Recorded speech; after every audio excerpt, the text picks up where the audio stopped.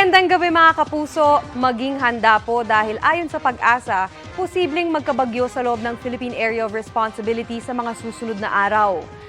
Huling namataan ang minomonitor na low pressure area sa layong 445 kilometers silangan ng Apari, Cagayan.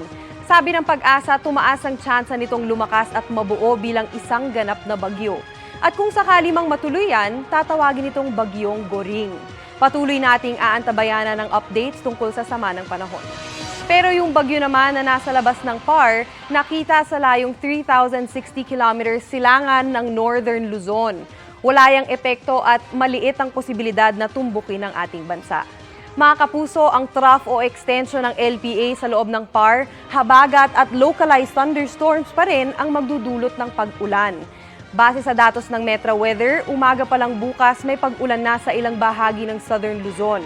Pagsapit ng hapon, malaking bahagi na ng Northern at Central Luzon ang uulanin.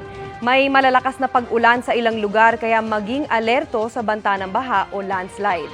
Gaya ng nangyari sa Mountain Province kung saan may gumuhong lupa na may kasamang mga bato. Humambalang yan sa kalsada pero agad namang rumisponde ang lokal na pamahalaan at nagsagawa ng clearing operation.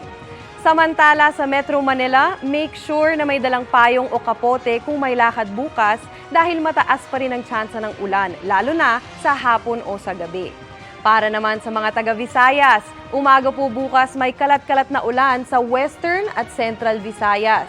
Pagdating ng hapon, uulanin na rin ang mas marami pang lugar kabilang na dyan ang Samar at Leyte provinces.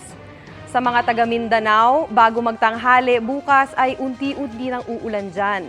Magtutuloy-tuloy ito sa hapon at halos buong Mindanao na ang makakaranas ng pag-ulan.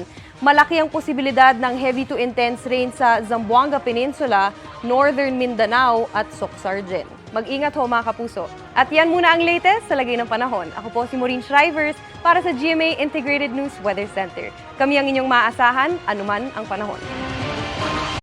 Mga kapuso, maging updated sa ulat panahon 24 oras. Mag-subscribe sa GMA Integrated News sa YouTube. Para sa mga kapuso naman natin abroad, bisitahin ang GMA Pinoy TV at www.gmanews.tv.